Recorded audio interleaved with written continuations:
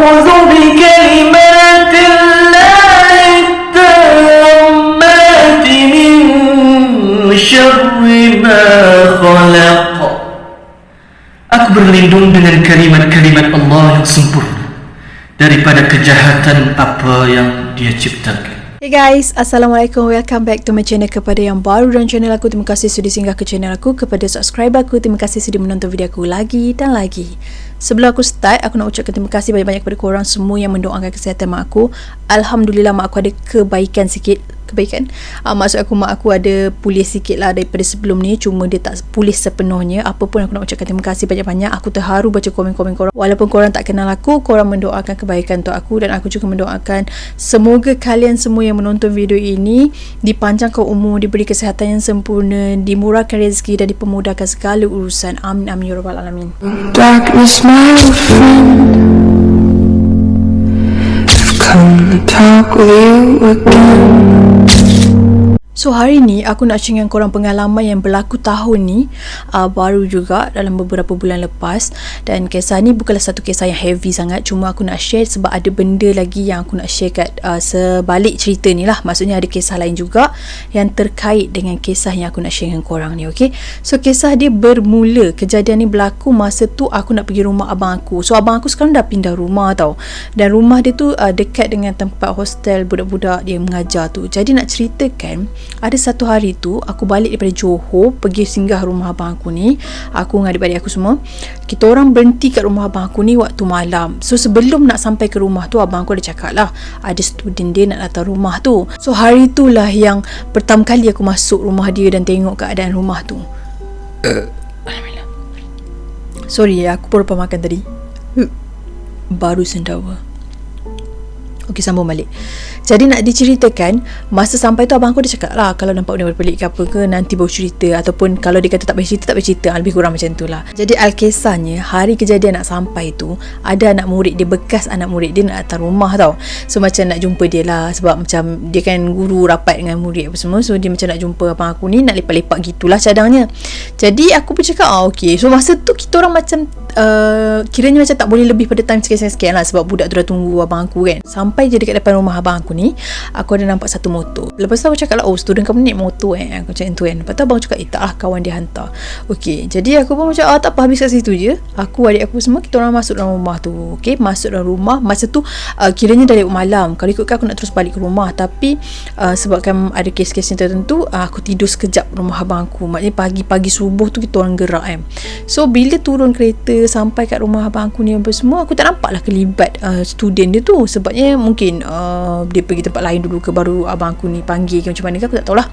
Jadi aku pun sampai, aku ada tugas. Sebab masa tu kita orang ada beli cempedak. So abang aku suruh aku goreng cempedak. So aku memang terus buat benda tu kan, sebab dah lewat pun. So kalau lalang tu macam bolehlah jamu kat anak murid, bekas anak murid dia tu kan. Masuk rumah mula-mula macam tak ada apa-apa sangat. Macam tak adalah seram sangat rumah rumah abang aku yang baru ni. Dia tak ada rasa vibe-vibe macam mana rumah yang dulu kan. Tapi aku buat tak tahu je, sebab aku perasan lah ada satu benda dekat dapur tu masa aku nak goreng cempedak. Tapi aku macam, mungkin benda tu lalu lintas macam tu je kot. Aku pun buat kerja aku. Sampailah cempedak semua dah siap, aku pun minta abang aku bagi hidang lah. Aku pun intai lah sikit student dia tu. So aku nampak lah student tu lepak dengan abang aku apa semua kan.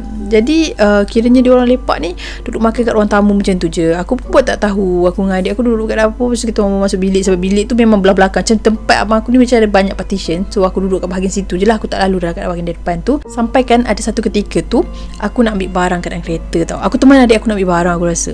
Jadi aku akan lalu lah kat ruang tamu tu, sebab nak pergi kat pintu depan kan. So aku dengan adik aku ni lalu kat situ. Aku nampak lah student abang aku tu tengah duduk baring kat tepi tu. Sebab mungkin dia tidur kat ruang tamu kot, sebab dia memang datang nak tidur situ kan. Jadi aku lalu kat situ, aku perasan. Lepas tu aku perasan seorang lelaki ni lalu lintas depan aku, macam tepi tu lalu kan. Lepas tu aku macam tengok macam tu je lah. Aku tengok dia naik atas, sebab bahagian ruang tamu tu ada tangga untuk naik ke atas. Lepas tu partition yang kat tempat abang aku tu, macam daripada tepi tu ada satu partition. Lepas tu masuk dalam tu memang kawasan abang aku dah. Macam bilik abang aku kat situ, toilet kat situ, dapur kat situ. Dia macam besar lah. Rumah dia macam susah sikit aku nak explain macam mana, sebab rumah dia banyak partition. And rumah tu dia macam bercampur dengan hostel budak-budak Tafiz. Tapi belah lagi satu. Cuma dia ada connection lah macam tu kan. Lepas tu masa aku nampak kelibat yang student lelaki tu pakai jubah putih tu naik ke atas, aku macam terkejut lah, sebab dia datang tiba-tiba macam tu kan. Dia macam naik ke atas. And aku pun berjalan. Bila aku nak berjalan ke depan tu, aku macam tengok balik, sebab tadi aku yakin dia pakai baju lain kan budak ni. Jadi aku nampak dia tengah aku intai kat tangga tu, dia boleh pandang aku balik seolah-olah macam nak cak aku macam tu tau. Aku macam terkejut. So aku macam apalah, tak apalah, keluar. Bila dah ambil settle barang adik aku apa semua, masuklah bilik balik. So malam tu macam abang aku banyak lepak dengan student dia tu kat luar. So aku duduk dengan bilik dengan adik aku tu, tengah lepak-lepak macam tu sampailah member tu dah tidur kot agaknya, baru abang aku masuk bilik. So macam borak, ada tanya okey ke rumah dia apa semua.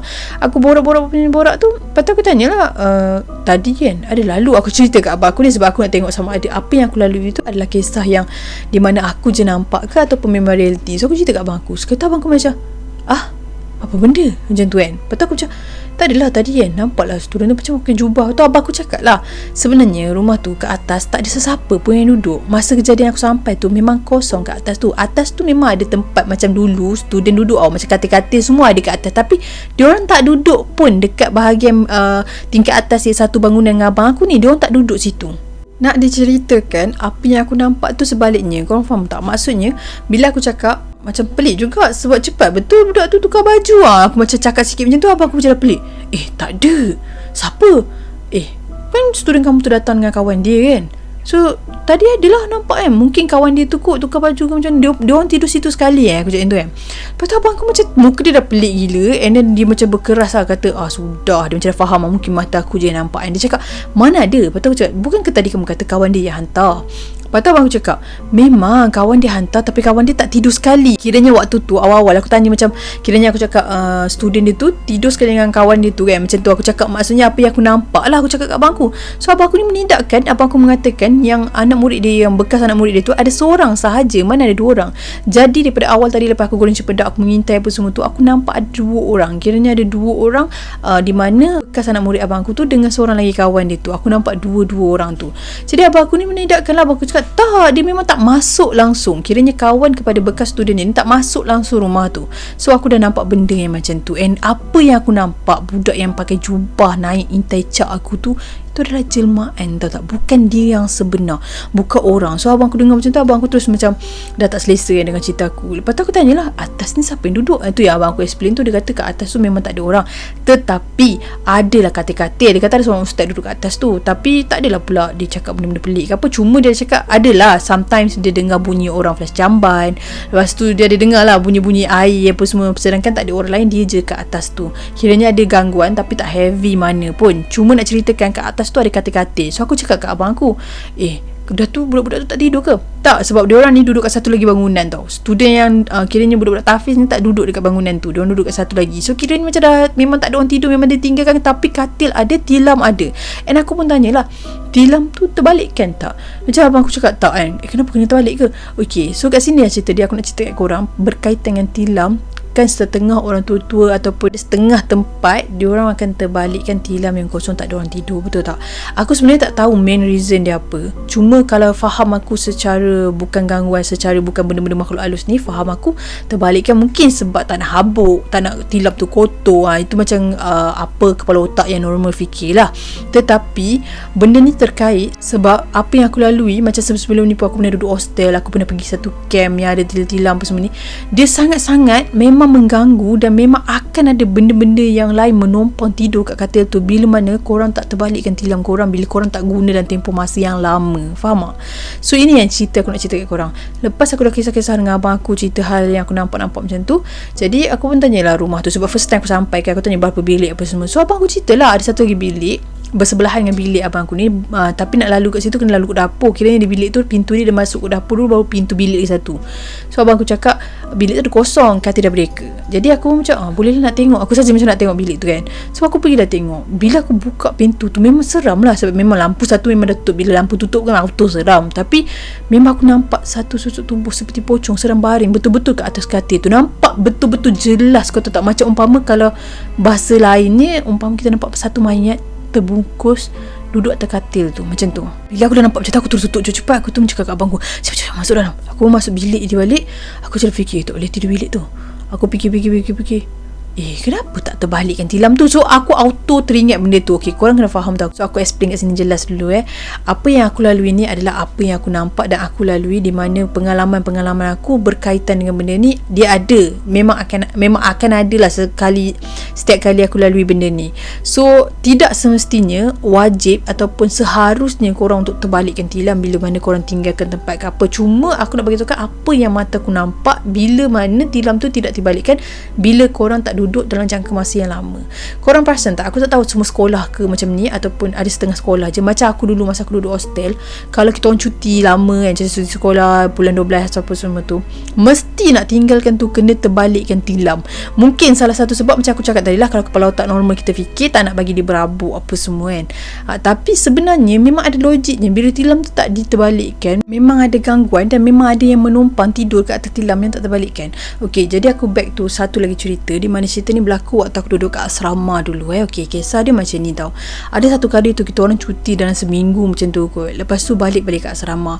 Jadi nak diceritakan, ada satu tilam yang belah depan aku punya katil, tapi belah tepi. Tilam kat situ memang tak ada orang, tapi aku tak tahu macam mana. Mungkin last day masa kita orang sebelum cuti tu, ada someone yang lupa nak terbalikkan tilam tu. Mungkin sebab kadang-kadang tilam tu ada tempat untuk orang lepak tau. Macam kita orang lepak geng-geng, kita orang akan duduk dan buka tilam tu dekat situ. Mungkin pada waktu hari terakhir tu kita lupa nak terbalikkan tilam tu. So tilam tu terbuka bila dah buka cuti sekolah. Kiranya first day lepas cuti sekolah seminggu tu kan, aku masuk kat hostel tu, kira macam dorm yang aku duduk tu. Hari tu, malam tu memang aku tak boleh tidur langsung tau. Mula-mula aku nampak macam ada kelibat seorang perempuan tidur dekat atas tilam tu tau. Tilam tu berdepan dengan aku, kiranya depan aku ada satu katil, sebelah tu. So aku memang nampak lah, macam aku nampak betul-betul jelas ada macam perempuan tengah macam dia seolah-olah macam baring dalam keadaan macam macam mana dia pandang mengiring ke belah kanan macam tu, dia pandang macam tu. Tapi aku tak perasan sangat muka dia, cuma aku nampak rambut dia panjang. So aku katalah dia perempuan tau. Jadi aku nampak macam tu. Tapi bila aku macam aku pandang balik, tak ada. So aku rasa macam itu adalah gangguan mata aku, di mana aku nampak sekejap sajalah, seperti macam biasa jadual kehidupan aku kan. Macam aku nampak jemaah-jemaah yang sementara-sementara hanya menjema sekejap-sekejap macam tu. Jadi aku pun abaikan. So malam tu pergi tandas. Tandas kan dekat tempat lain, maksudnya satu direct tapi ujung. Aku pergi tandas. Balik je daripada tandas tu, aku nak masuk daripada dorm tu, aku cuba je salah beri salam kan. Lepas aku dah beri salam tu kan, tiba-tiba bila aku masuk balik tu, aku nampak tilam tu macam dah lipat tau. Dia macam betul-betul dah lipat. Lepas tu aku macam, mungkin dia orang lipat lah. Aku pun buat tak tahu, aku nak tidur. Malam tu tak tahu macam mana aku tak boleh tidur kan. Macam panas sangat-sangat. Tiba-tiba aku nampak tilam tu macam open balik. Maknanya secara betul-betulnya pun tilam tu memang tak pernah terbalik pun lepas daripada cuti tu. Jadi apa yang aku nampak tu kejap terbalik, kejap tutup, mungkin dia nak main-main mata aku ke, aku pun tak pasti. Tapi bila aku dah nampak tilam tu macam biasa, jemaah perempuan tu pun tak ada, aku pun macam tengok je. Aku tak tahu kenapa, aku rasa macam tak selesa sangat-sangat. Aku jadi macam malam tu resah, tapi mata aku terpandang dekat bahagian tilam tu.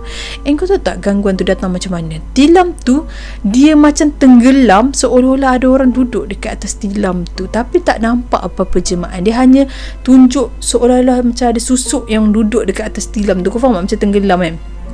Aku pun perhatikan je tilam tu. Aku tak tahu kenapa, aku jenis macam, aku takut tapi aku tengok je. Aku macam rasa, mungkin aku rasa macam aku nak selamat. Aku rasa macam tak selesa dia pandang. Tapi dalam masa yang sama aku tahu benda apa tu. Lepas tu aku tak tahu macam mana, aku terlelap sekejap. Malam tu dalam pukul 1 lebih, aku rasa 1 lebih macam, adalah seorang kakak ni, dia masuk. Sebab dia ni memang macam selalu duduk dekat bilik prep dia untuk study apa semula. Dia masuk lewat kan. And malam tu aku nampak dia macam solat lah. So dia solat kat tepi tu. Okay, aku nampak dia, aku macam lega lah. Macam maksudnya bukan aku je yang terjaga pada waktu tu. Aku nampak dia sekali. So maknanya dia mesti do something apa semua. Aku pun duduk baring tu, aku pandang ke sebelah sana. Lepas tu bila aku pandang balik sekali kan, aku tak nampak pun kakak tu. So aku macam fikir kan, tadi aku nampak memang betul pintu yang dorm kita orang duduk tu, memang bila nak tutup dia akan bunyi kum. Dia macam bila nak tutup rapat tu memang terdengar lah bunyi pintu tu. Mustahil lah macam dia buka masuk tu senyap. Sebab memang waktu first dia masuk tu memang aku dengar bunyi, memang dia masuk. Dan aku nampak pun dia pakai telekong nak solat kan. Tiba-tiba aku tak nampak dia. So aku macam mana pula kakak ni pergi kan. Sebab tadi memang aku nampak. Jadi aku macam nak cari. Aku tengah nak pusing-pusing macam ni. Kau bayangkan keadaan aku duduk kat katil atas. Okay, aku duduk macam ni. Lepas tu aku duduk tengok, melelo-lelo mata aku nak cari tu kan. Aku pun tak perasan. Lepas tu kat belah tepi aku ni loker. Jadi bila aku dah pandang macam tu, aku pun pandang kat sebelah sini. Bila aku pandang kat sebelah sini, aku nampak muka perempuan buruk gila-gila. Aku sampai macam rasa macam nak sakit jantung tau. Aku macam tekan jantung aku. Aku tak tahu aku pingsan ke ataupun aku tertidur ke macam mana. Sedar-sedar macam tiba-tiba dah esok. Kau faham tak? Mungkin aku macam terkejut sangat, membuatkan aku terpengsan, tertidur. Aku tak sedar, tapi aku bangun tu dah siang lah. Jadi aku ingat, rupa tu buruk sangat-sangat. Kau bayangkan bila dia betul-betul dekat dengan aku, katil ni kau intai macam ni, kau pandang tu memang macam seolah dia sergah kau. Memang nampak jelas tau. Aku masa tu macam bila bangun pagi tu, aku macam termenung. Aku memang lambat bangun. Lepas tu kawan lain cakap cepat-cepat dah lambat kan. Aku memang sedih waktu tu. Aku macam terkejut. Itu kisah yang terjadi dekat hostel aku tu waktu tu. Memang aku yakin sangat gangguan tu datang, sebab memang pada awalnya memang aku nampak perempuan tu tidur dekat katil tu. So aku anggap macam apa yang jemaah tu muncul-muncul, benda yang sama. Dia saja je jelma jadi orang ni, jadi orang tu. Lepas tu dia datang dekat aku sebab dia tahu aku nampak dia. Mungkin sebab kesilapan aku pandang kat tilam tu dan aku nampak kewujudan dia tu. So itu ada satu salah satu kisah yang di mana berkaitan dengan tilam yang tidak dilipatkan tu. Dan ada lagi kisah di mana waktu tu, ni kisah lain pula kisah ni masa tu aku jadi bukan urus setia. Aku jadi seseorang jurulatih kot. Macam aku pergi satu camp, lepas tu aku jadi jurulatih tau. Macam jurulatih ke? Lebih kurang macam tu. Yang pasti aku bukan student yang akan menjalani program tu. So keadaan pada waktu itu, aku tidak dibenarkan tidur sekali dengan yang lain lah, peserta lain ni. Jadi aku dapat satu tempat. Aku dapat hotel tau masa tu. Hotel tu aku dapat duduk sekali dengan satu lagi kakak ni, kiranya macam jurulatih jugalah pada waktu tu. Tapi nak diceritakan, masa nak dapat tidur kat kawasan tu, dia ada satu lagi macam, dia bukan hotel yang betul-betul hotel, macam apartment pun tapi dia macam hotel. Dia hotel tapi dia ada dua bahagian. Maksudnya ada bilik-bilik tau. So aku ni kena tidur seorang-seorang tau. Jadi aku macam pelik lah, kenapa aku tidur seorang-seorang kan. Macam itu adalah kali kedua kot aku dapat program macam tu. Jadi aku rasa macam dapat seorang-seorang, macam kira dia macam mewah lah. Maksudnya kau ada bahagian kau sendiri, walaupun kau jadi jurulatih macam tu, dia macam selesa lah, dia nak keselesaan kita kan. So aku macam aku sebenarnya tak berani nak tidur sendiri sebab tempat yang aku tak tahu kan. Why nak tidur sekali je. Tapi kakak yang dengan aku tu macam kita orang tak apa kenal pun, cuma dia macam tak berapa happening lah. Dia macam tak banyak cakap sangat dengan aku, and dia tak berapa beria. So aku tengok cara dia macam tu, susah lah untuk aku nak mudah bergaul dengan dia kan. Jadi aku pun tak apalah, beranikan diri je tidur kat sendiri. So waktu aku masuk je dekat bilik tu tilam dia ada dua tau. Tilam dia tak lipat tau, memang terbuka. So ada dua, aku seorang, bilik satu lagi tu satu katil queen tau. So kakak tu tidur bilik tu. Mungkin dia dah masuk dulu kot sebelum ni, sebab aku nampak ada barang kat dalam tu. Mungkin dia dah check dan dia memang dah ambil bilik yang satu katil tu. Aku dapat bilik dua katil. So nak ceritakan, waktu tu aku malam tu macam tak selesa. Aku pergi mandi dulu. Dalam bilik tu ada toilet. Jadi lepas aku dah mandi tu, aku buka pintu bilik tu. Aku nampak lah bilik dia ada dua katil kan, menghadap depan aku ni. So bila aku tengok tu, aku rasa macam tak kena tau. Sebab tadi aku rasa aku letak beg aku dekat atas katil satu lagi tu, tapi beg aku tu dia jadi kat bawah. Dan keadaan dia macam dia jatuh seolah-olah macam ada orang langgar ataupun orang cuba nak buka beg aku ke, aku tak sure. Tapi keadaan dia macam bukan macam keadaan yang aku letak mula-mula tu. So aku macam dah pelik kan, takkan gangguan. Sebab masa aku masuk rumah tu, tak ada pula aku nampak macam benda-benda pelik-pelik ke. Mungkin mata aku tak diizinkan nampak benda ke, aku tak tahu. Tapi waktu tu aku memang blur gila, macam mana beg aku boleh jadi macam tu kan. Lepas tu bila aku dah nampak macam tu, aku pergi clear lah. Aku dah settle apa semua tu. Aku tunggu macam aku ada program lah.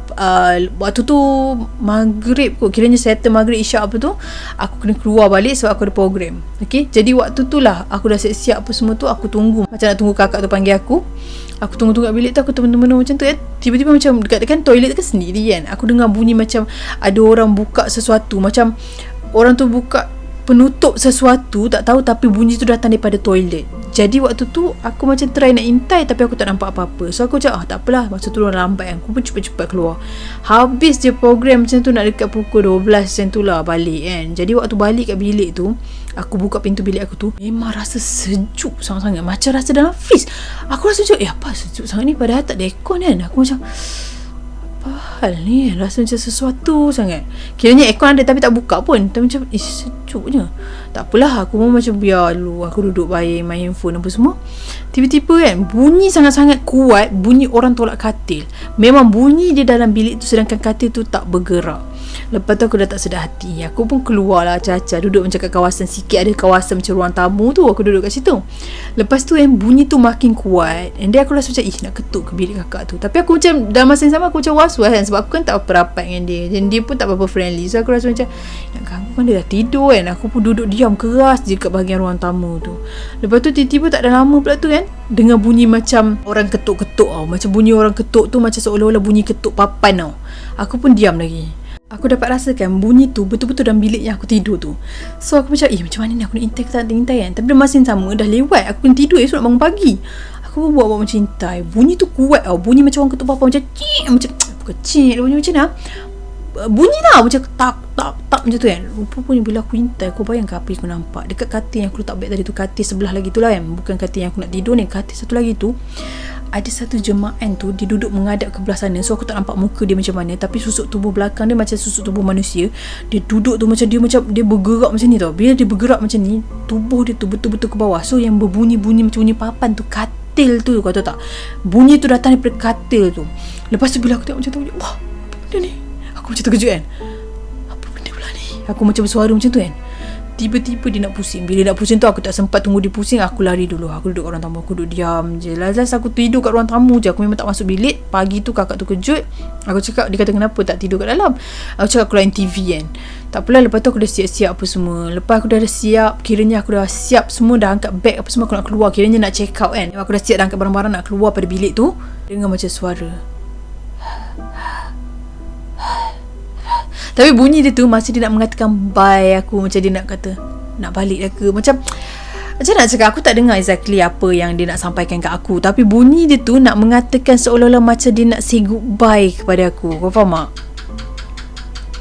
Maknanya macam semalam tu aku tidur dengan dia macam tu. Padahal aku tidur kat ruang tamu kan. So aku macam kenapa macam tu. Aku macam tak faham lagi lah. Okay, on the way nak balik tu, aku dah rasa macam tak sedap badan. Aku rasa macam nak demam tau. Aku dah rasa macam orang kata apa, serang-serang sejuk apa semua. Sampailah bila aku dah sampai kat rumah aku, betul-betul aku nak siap. Sebab aku tak cukup tidur. Kiranya hari aku pergi tu program tu macam dalam 3-4 hari macam tu. And aku memang tak cukup tidur. Tapi hari aku memang kena ganggu tu waktu aku tidur kat hotel tu.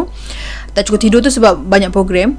Lepas tu bila aku balik kat rumah aku tu, mata aku macam dah bengkak sikit kan. Aku pun mandi. Settle mandi, aku cakap aku memang nak tidur. Aku dah ngantuk sangat-sangat. So lepas aku dah mandi siap apa semua, aku sapu ubat kat badan aku kan. Aku rasa macam tak selesa. Aku rasa macam badan aku macam sengal-sengal, macam bengkak-bengkak pun. Aku rasa macam tu. Tapi aku macam terlalu ngantuk. Macam tak peduli. Aku sapu ubat, aku tidur. Lepas tu tidur tak tidur pun tak lama pun aku tidur. Macam tak sampai sejam kot aku tidur macam tu. Aku jaga sebab aku rasa macam tak selesa.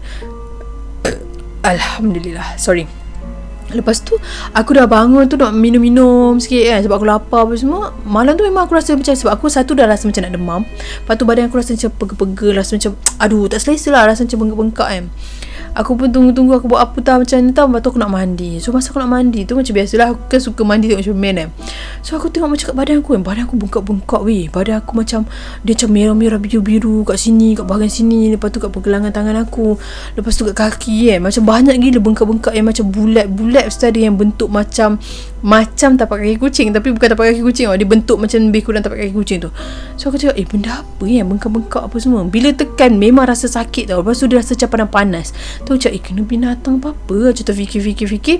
Lepas tu aku buat tak tahu. Okay, settle lah. Malam tu masa nak tidur tu aku mengigau. Aku mengigau macam mimpi yang tak best lah. Lepas tu ada sekali tu aku terjaga. Lepas tu aku tidur balik. Aku mimpi aku macam dalam bilik hotel yang aku tidur tu, dan aku tak boleh keluar. Aku macam terperangkap bang dekat dalam bilik tu. Lepas tu aku minta tolong macam nak keluar daripada bilik tu. Aku tak boleh terbangun.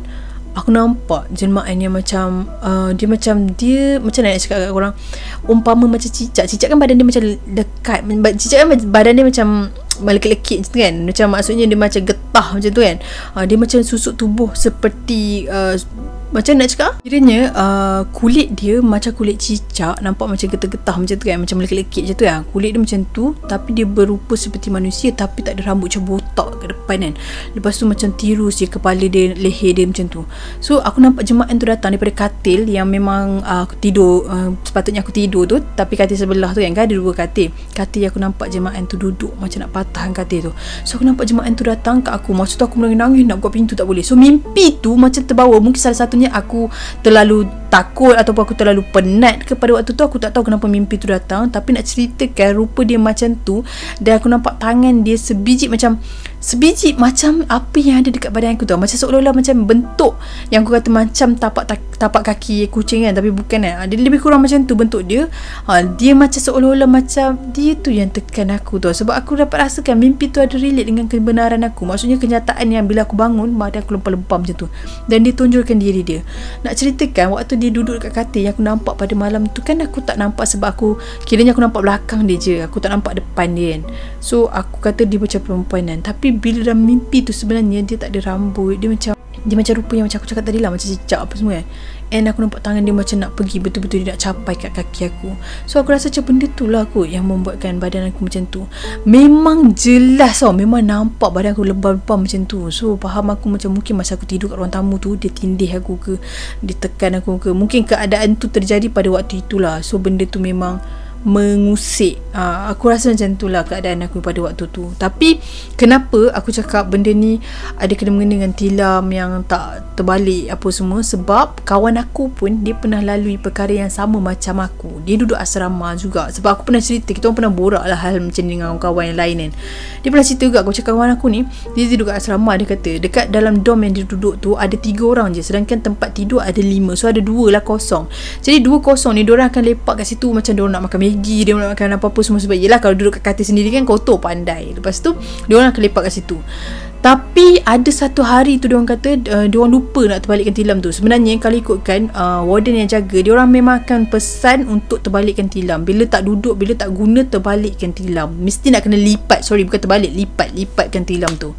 Jadi diorang ni macam leka. Biasalah budak-budak macam duduk asrama apa semua kan, malam-malam lepak cerita hantu apa semua. Jadi nak dijadikan cerita, dia kata dia bukan jenis yang boleh nampak tau. Pernah satu ketika tu dia kata masa tu malam tu diorang macam baru je borak-borak makan-makan happy-happy kat atas katil tu. Tiba-tiba malam tu katil tu macam bergegar-gegar. Lepas tu tilam tu macam tiba-tiba terbuka sendiri.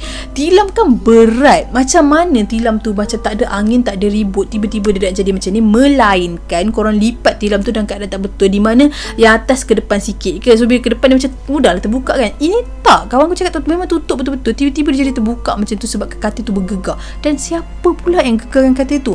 So malam tu diorang 3 orang bangun, memang tengok katil tu tak bergerak. Walaupun diorang saksikan benda tu, salah satu daripada kawan dia tu ada rakam tau. Sebab diorang duduk stay macam bawa seluduk handphone kan. So sempatlah rakam. Pada waktu tu dia kata zaman handphone sabun, handphone daun apa semua kan. So sempat rakam rakaman tu. Dan dalam rakaman tu katil tu tak bergegar langsung, nampak macam tak ada apa-apa. Nak ceritakan bukan semua benda boleh masuk dalam rakaman tau.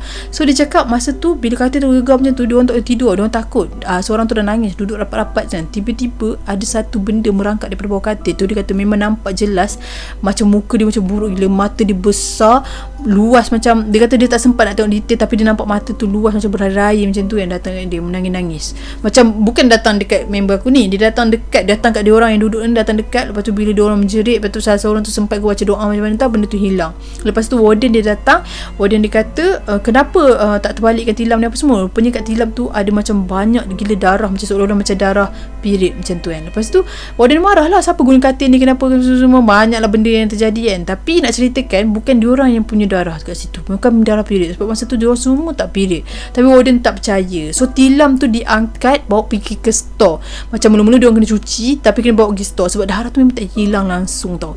Jadi nak ceritakan lepas tilam tu beralih ke store pula, tilam tu dalam keadaan straight tau. Dia orang rapatkan kat situ kan, dia orang rapat kat dinding.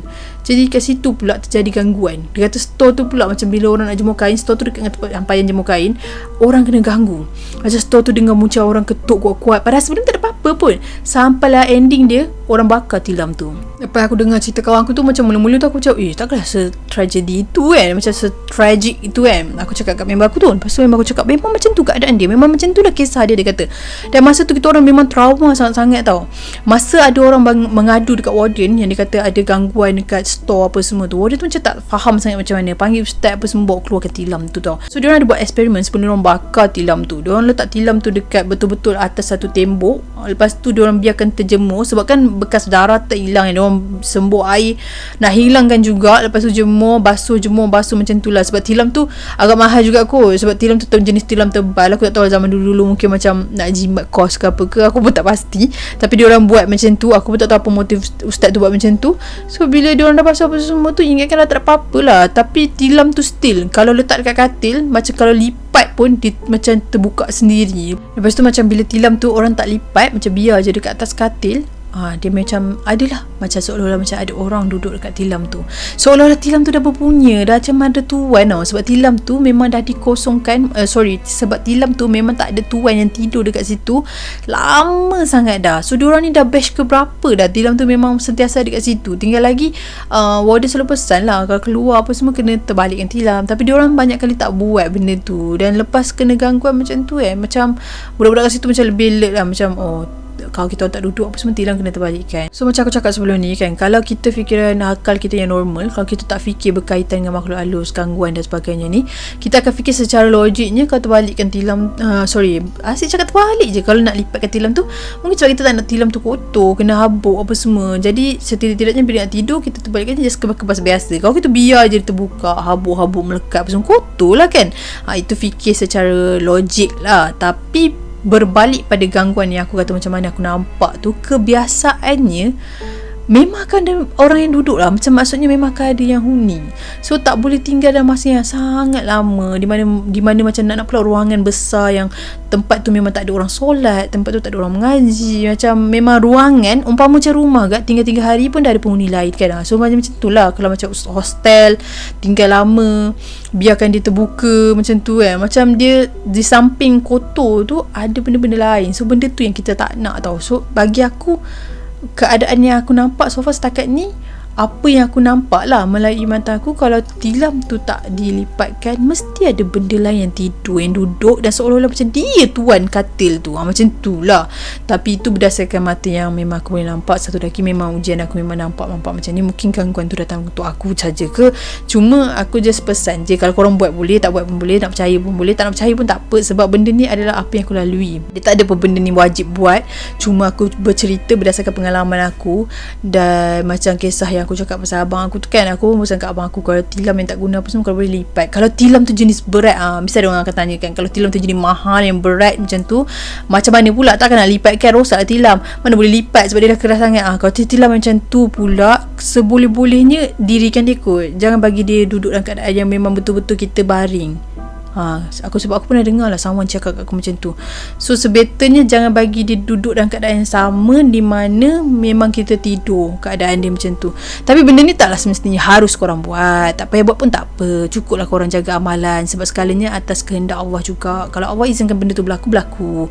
Tak ada. So itulah dia perkongsian aku kepada korang. Dan jangan ambil serius, sebab ini hanya pengalaman aku dan apa yang aku lalui.